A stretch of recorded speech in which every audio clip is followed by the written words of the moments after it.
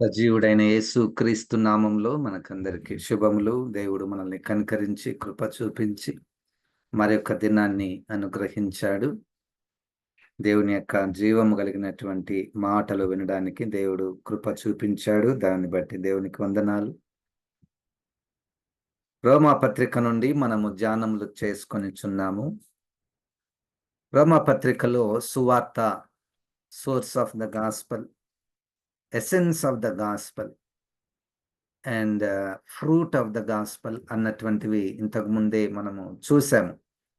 అసలు సువార్తకు ప్రారంభం ఏమిటి, సువార్తలో ఏమి ఉండాలి, తర్వాత సువార్త యొక్క ఫలాలు ఏమిటి. ఈరోజు ఒక చిన్న అంశాన్ని మనము, సువార్తకు సంబంధించినటువంటి అంశము ఏజెంట్స్ ఆఫ్ ద గాస్పల్. అంటే సువార్తను బోధించే, లేకపోతే సువార్తను ప్రకటించే, లేకపోతే సువార్తను తీసుకొని వెళ్ళే పరిచారకులు, అపోస్తలులు, కాపరులు, బోధకులు, సువార్థికులు, వారిని గురించి కొన్ని మాటలను మనం చేసుకొనిచున్నాం. రోమా పత్రిక నుండి మనము ఏజెంట్స్ ఆఫ్ ద గాస్పల్.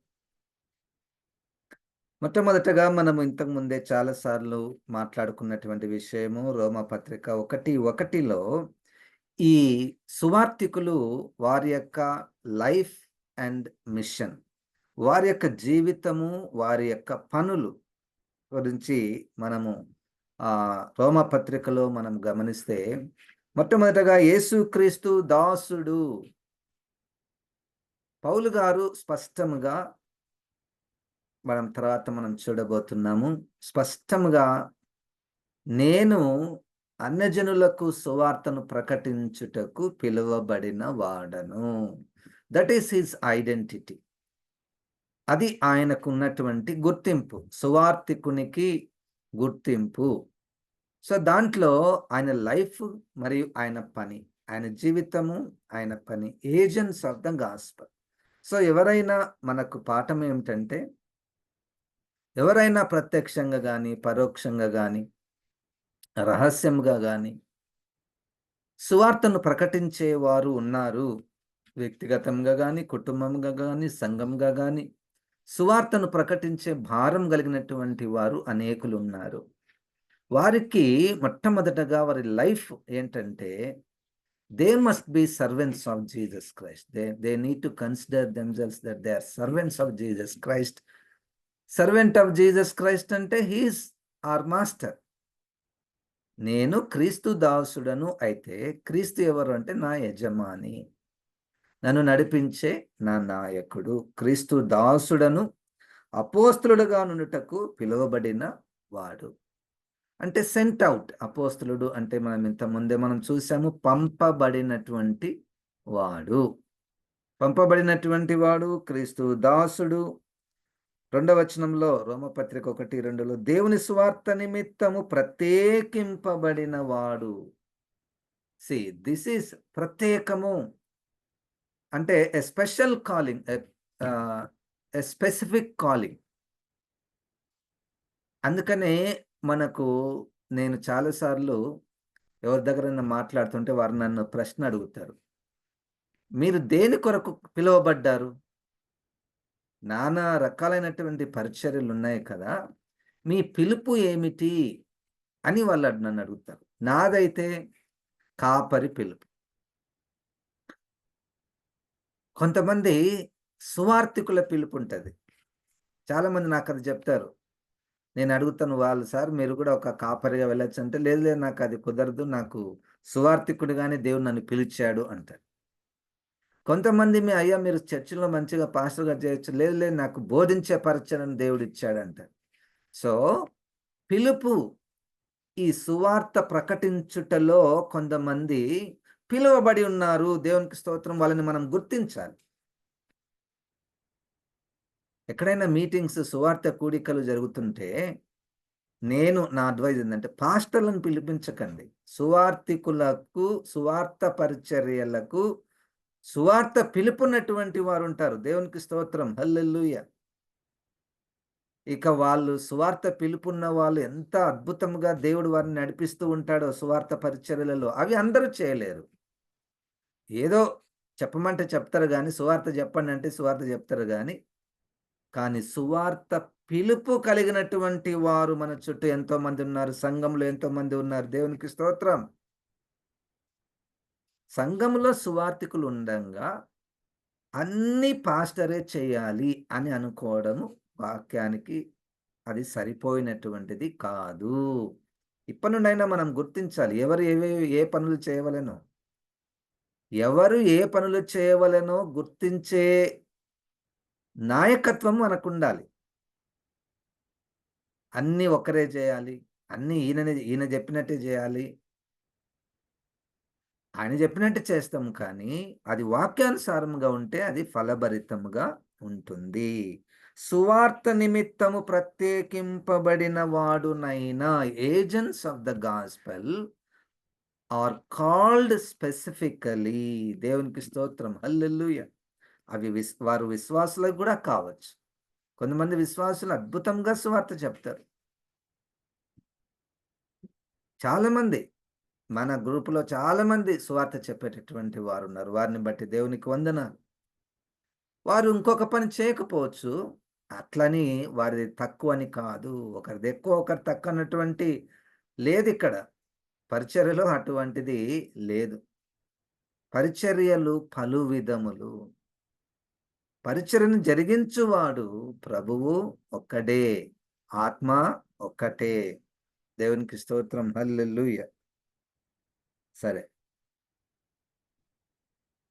9వ వచనము. 1వ అధ్యాయము దానికంటే ముందు 5వ వచనము. ప్రభువైన యేసుక్రీస్తు విషయమైన ఆ సువార్తను పరిశుద్ధ లేఖనములందు తన ప్రవక్తల ద్వారా ముందు వాగ్దానం చేసిన యేసుక్రీస్తు అది దాని కిందకొస్తే ఆ! ఈయన నామము నిమిత్తము సమస్త జనులు విశ్వాసమునకు విధేయులగునట్లు ఈయన ద్వారా మేము కృపను, అపోస్తలత్వమును పొందితిమి. అంటే వీళ్ళు ఎవరి ద్వారా పిలువబడ్డారు అంటే, దేవుని ద్వారా పిలువబడినటువంటి వారు. 9వ వచనము. ఇప్పుడెలాగైనను ఆటంకం లేకుండా మీ యొద్దకు వచ్చుటకు దేవుని చిత్తములను నాకు వీలు కలుగునేమో అని నా ప్రార్థనలయందు ఎల్లప్పుడూ ఆయనను బ్రతిమాలుకొనొచ్చు మిమ్మల్ని గూర్చి ఎడతెగక జ్ఞాపకం చేసుకొనుచున్నాను. ఇందుకు ఆయన కుమారుని సువార్త విషయమై నేను నా ఆత్మయందు సేవించుచున్న దేవుడే నాకు సాక్షి. సువార్త విషయమై నేను సేవించుచున్న నా ఆత్మయందు సేవించుచున్న దేవుడే నాకు సాక్షి. ఈయన పేరు, ఈయనొక గుర్తింపు, వీరి యొక్క పరిచర్య సువార్త పరిచర్య. అయితే వీళ్ళు సువార్త కరెక్ట్‌గా చేస్తున్నారా లేదనేటువంటిది ఎట్లా తెలియాలి? అది దేవునికి ఇంతకుముందు మనము 15వ అధ్యాయం సంఖ్యాకాండము నవీన్ గారు చదువుతున్నప్పుడు కొన్ని అర్పణలు దేవునికి ఇంపైనటువంటి సువాసన. ఆయన ఇష్టపడేటటువంటి అర్పణ. ఆయనకు ఇష్టమైనటువంటి అర్పణ. దేవునికి ఇష్టమైనటువంటి సువార్త పరిచర్య. దానికి దేవుడే సాక్షి. మనుషులు పలు విధములుగా దానికి ప్రతిస్పందిస్తూ ఉంటారు. నా పరిచర్య విషయమై, పలానా వ్యక్తి పరిచర్య విషయమై, ఈ వ్యక్తి ఎట్లా పరిచర్య చేస్తున్నాడంటే కొంతమంది అబ్బా! భలే చేస్తున్నారని. కొంతమంది ఏం చేస్తున్నాడయ్యా అన్నటువంటిది. ఇప్పుడు నేను పరిచారకునిగా ఈ మనుషులను దృష్టిలో పెట్టుకొని చేస్తే అది ఫలభరితంగా ఉండదు. దానికి బదులు నా ప్రతి పరిచర్యకు మునుపు దేవుడు నన్ను చూస్తూ ఉన్నాడు. దేవుడు నన్ను చూస్తూ ఉన్నాడు అన్నటువంటి విషయాన్ని మనము గుర్తుపెట్టుకోవాలి. దేవునికి స్తోత్రం. హల్లెలూయా! 2వ కొరింథీయులకు రాసినటువంటి పత్రికలో 2వ అధ్యాయములో ఒక వచనం నాకు గుర్తుకొస్తున్నది. ఆ వచనము నేను చదువుతాను. లాస్ట్ వచనము. 17వ వచనము. కావున ఇట్టి సంగతులకు చాలిన వాడెవడు? మేము దేవుని వాక్యమును కలిపి చెరిపెడి అనేకుల వలె ఉండక నిష్కాపట్యము గల వారమును దేవుని వలన నియమింపబడిన వారమునై ఉండి క్రీస్తునందు దేవుని ఎదుట బోధించుచున్నాము. చూడండి, పౌలు గారు బోధించే సమయానికి, సువార్త ప్రకటించే సమయానికి ఏమంటాడు? మేము దేవుని ఎదుట బోధిస్తున్నాము. దేవుని ఎదుట బోధిస్తున్నామంటే చర్చిలో ఒక రకమైనటువంటి దేవునికి సంబంధించినటువంటి అక్కడ చిత్రాలు గాని, లేకపోతే వస్తువులు గాని, గుర్తులు గాని ఉంటే ఆయన దగ్గరకు నిలబడి బోధించడమా? కాదు. దేవుడు ఆత్మ అయి ఉన్నాడు గనక, వీళ్ళు ఎక్కడికి పోయినా పక్కన యేసుక్రీస్తు ఉన్నాడు. నువ్వు ఏం జెప్తున్నావు? ఏ ఉద్దేశంతో జెప్తున్నావో మేము దేవుని ఎదుటనే బోధిస్తున్నాం గాబట్టి, ఇది కలపడానికి, చెరపడానికి వీలు లేదు. స్కూల్లో, కాలేజీలో లెక్చరర్, టీచర్ లేకపోతే పిల్లలందరూ హ్యాపీగా అల్లరి చేస్తూ ఉంటారు. కానీ ఎప్పుడైతే టీచర్, ఉపాధ్యాయుడు, ఉపాధ్యాయురాలు తరగతిలో ఉంటే ఇక వాళ్ళు ఎంత జాగ్రత్తగా చేస్తారు. అమ్మో! మా టీచర్ ఉన్నారు చేయకూడదు అని అంత జాగ్రత్తగా ఈ సువార్తికులు పరిచర్య జరిగిస్తారు. ఈరోజు మన అంశం ఏమిటంటే, సువార్తను తీసుకొని వెళ్ళేటటువంటి పరిచారకులు. సువార్త పరిచారకులు వాళ్ళ లైఫ్, వాళ్ళ యొక్క మినిస్ట్రీ గురించి మనము చూస్తూ ఉన్నాము. గనక వాళ్ళ యొక్క పరిచర్యకు ఎప్పుడు కూడా వారి యొక్క మనసులలో సువార్త, దేవుడు నన్ను చూస్తున్నాడు, చూస్తున్నాడు, చూస్తున్నాడు. ఈ మధ్య కాలంలో నేను కొన్ని వీడియోస్ చూస్తున్నప్పుడు, ఐ డోంట్ నో, మేబీ నా యొక్క ఆలోచన విధానము తప్పేమో. ఒక గుంపు వాళ్ళు బైబిల్లు, కరపత్రికలు, మైకు పట్టుకొని వీధి వీధికి తిరుగుతూ, పాటలు పాడుతూ ఆ కరపత్రికలను ఇస్తూ ఉన్నారు. అది వీడియో తీసి, అది ఒక వైరల్ వీడియోగా, అది అంటే ఒక రకమైన పబ్లిసిటీ. దాంట్లో ఉన్నటువంటి సమస్యలేమిటంటే, మొట్టమొదటగా ఇప్పుడు నేను జేసే పరిచర్య ఎవరు చూడాలనేటువంటి ఉద్దేశ్యము అని మీరు నన్నడగాలి. అయ్యా! నువ్వు ఒక విలేజ్‌కి పోయినావు, ఒక గ్రామానికి వెళ్ళావు. నువ్వు ఎందుకు వీడియో తీసి అందరూ ఈ యొక్క వీడియోను చూడాలి అని పెట్టావు అంటే, పాజిటివ్‌గా అందరికి తెలిస్తే ప్రార్థన జేస్తారు గదా సార్!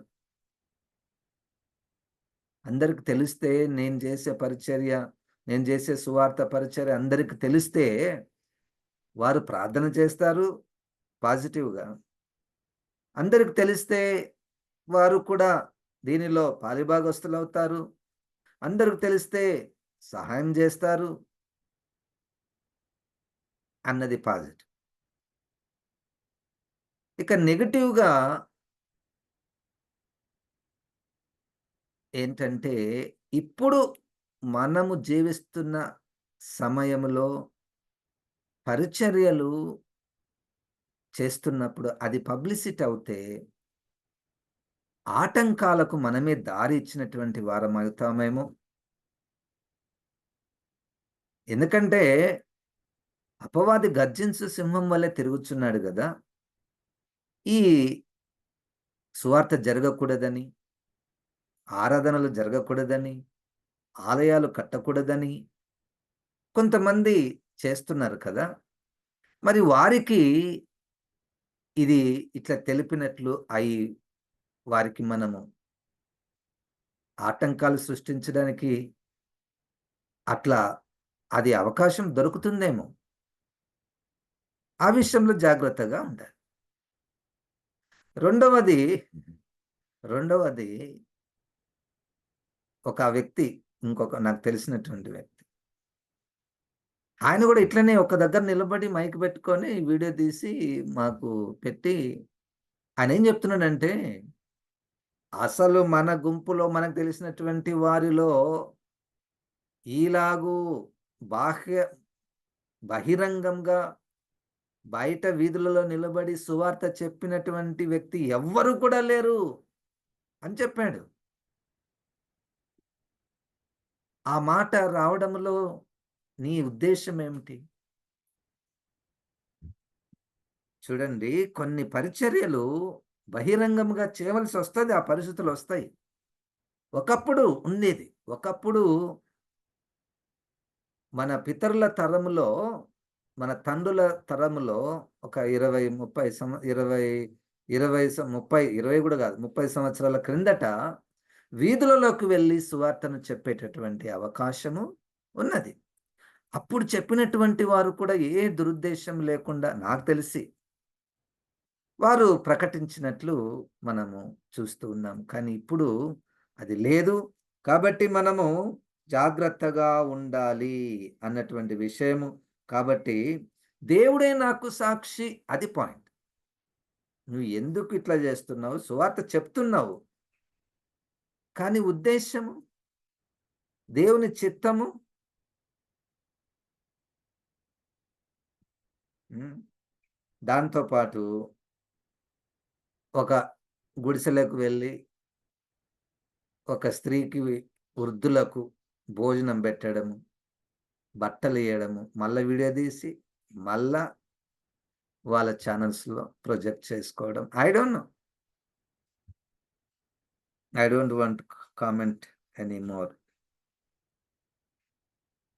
రోమాపత్రిక 1వ అధ్యాయము 9వ వాక్యము. ఇప్పుడేలాగా నేను మిమ్మల్ని గూర్చి ఎడతెగక జ్ఞాపకం చేసుకొనుచున్న ఇందుకు కుమారుని సువార్త విషయమై నేను నా ఆత్మయందు సేవించుచున్న దేవుడే సాక్షి. 15వ వచనము.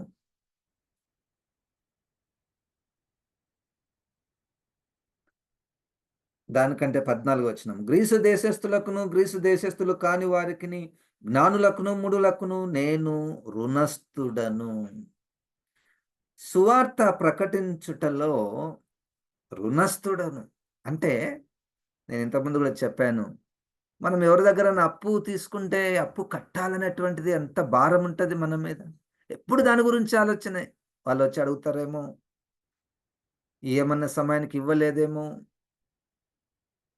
రుణస్థుడను అంటే ఆ సువార్త ప్రకటించే వారికి ఒక రకమైనటువంటి భారము, టెన్షన్ ఉంటది. అరే! వాళ్ళకి సువార్త చెప్పలేదు, వీళ్ళకి సువార్త చెప్పలేదు, ఎప్పుడెప్పుడు పోయి సువార్త చెప్పాలి అన్నటువంటిది వాళ్ళకుంటది. నాకు లేదు.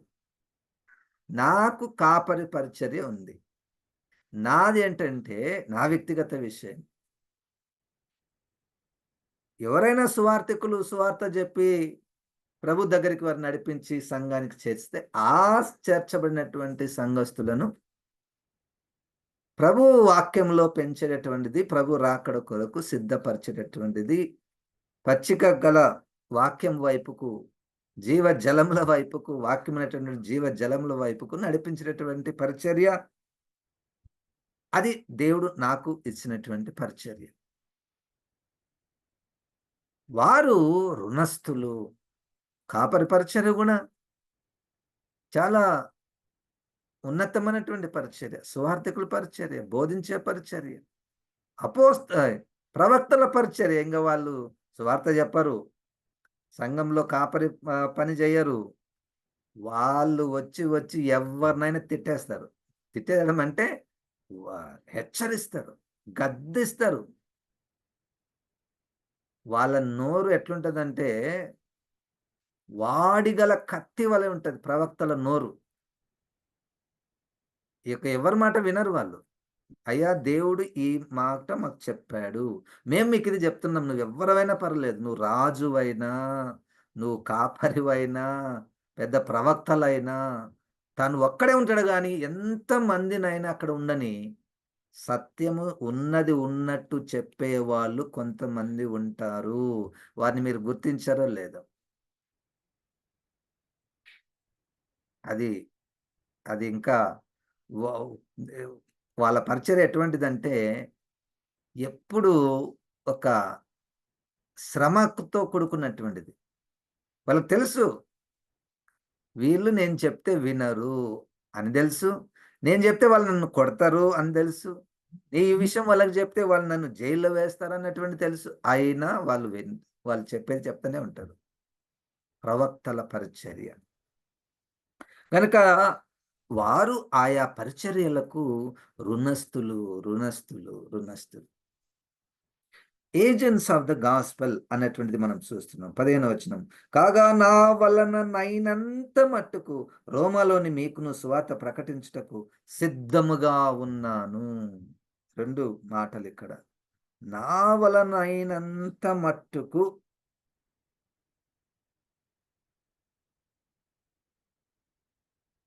అంటే తన శక్తి కొలది నా దగ్గర ఎంత శక్తి ఉందో ఆ శక్తిని అంతా ఉపయోగించి అన్నటువంటనమాట.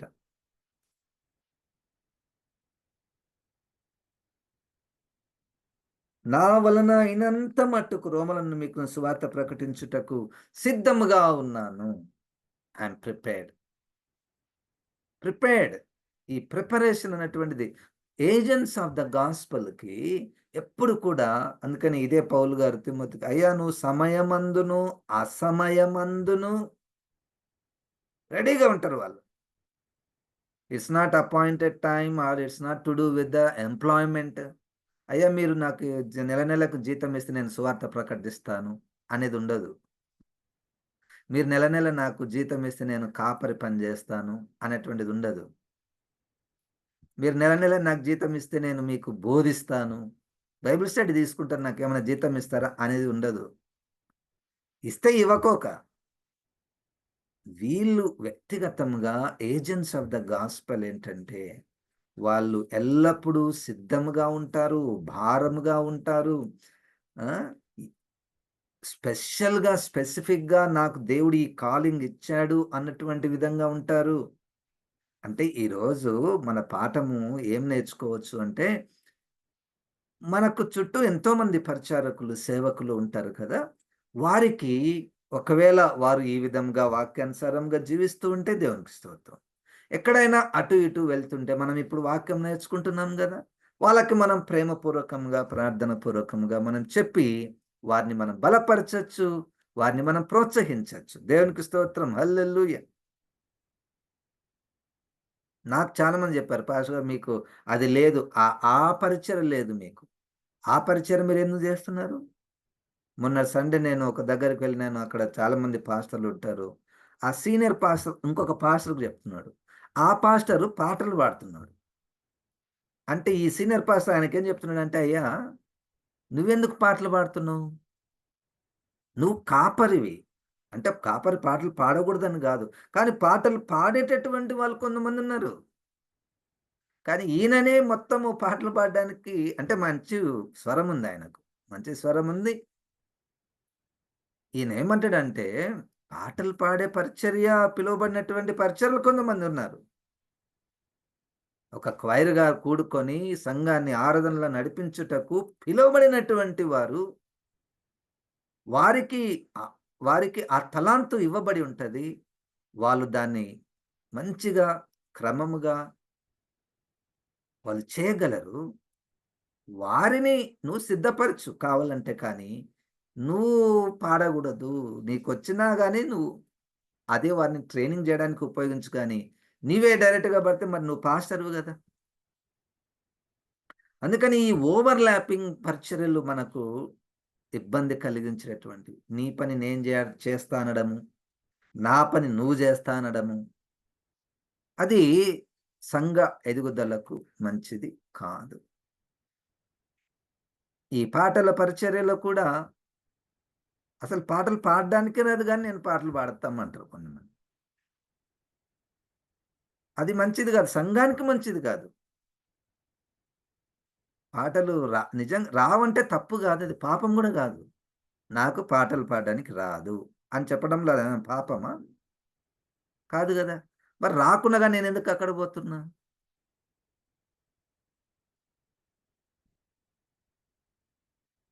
వచ్చు.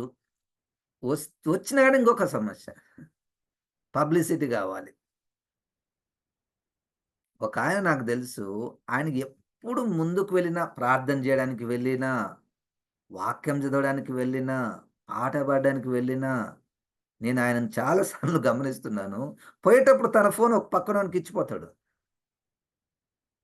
అక్కడ ఆ పిఏ సిస్టమ్ కాడ కూర్చుంటారు కదా! ఆయనకిచ్చిపోతారు. అంటే అర్థమైంది, నేనక్కడ ఏం చేస్తానో నువ్వు నన్ను వీడియో తీయాలి. క్షమించండి. ఈ యొక్క పరిచర్యలో విమర్శలు ఎక్కువైతున్నాయేమో. ఈ విమర్శ సద్విమర్శ అని అనుకుందాము మనము. మన సహోదరులే, మన సహోదరులే. మనల్ని మనం సరిచేసుకుందాము అన్నటువంటి దృక్పథంలోనే మనము కొన్ని విషయాలను మనం నేర్చుకుంటున్నాము. వాక్యానుసారంగా వెంటనే రాకపోవచ్చు గానీ మెల్లమెల్లగా ప్రార్థన చేద్దాము. ఎందుకంటే మనము ఈ ఈ నాగలి మీద చేయి వేసాము. ఇది మనది గాదు. చాలామంది ఇది నా పరిచర్య. నా పరిచర్య, మా పరిచర్య ఏంటి? అది వాక్యంలో నిలవదు ఆ మాటలు. వాక్యంలో ఆ త్రాసులో పెట్టి చూస్తే ఆ మాటలు పెడితే ఏం నిలబడతాయి ఆ మాటలు? నా పరిచర్య, ఆ! మేము కట్టుకున్న పరిచర్య. ఓయమ్మ! యేసయ్య! పరిశుద్ధాత్మ దేవుడు మనల్ని సర్వసత్యంలోనికి నడిపించును గాక. జీవం గల తండ్రి ఈ యొక్క మాటలను ప్రభా మా వెనుకడిలో దీవించుము. అయ్యా మేము కేవలం వినువారము, బోధించువారము కాక దాని ప్రకారం నడిచే కృపను దయచేయమని యేసు నామమున ప్రార్థిస్తున్నాము తండ్రి. ఆమేన్. ఇప్పుడు మన పరమ తండ్రి అయిన దేవుని యొక్క ప్రేమయు, ప్రభువైన యేసు క్రీస్తు యొక్క కృపయు, పరిశుద్ధాత్మ దేవుని యొక్క సహవాసము మనకందరికి సదాకాలము తోడయుండును గాక. ఆమేన్. దేవుడు మనల్ని దీవించును గాక.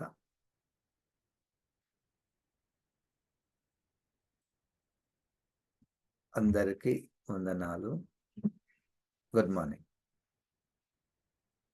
వందనాలు పాస్టర్ గారు. వందనాలమ్మ అందరికి. అందరికీ వందనాలు. వందనాలు పాస్టర్.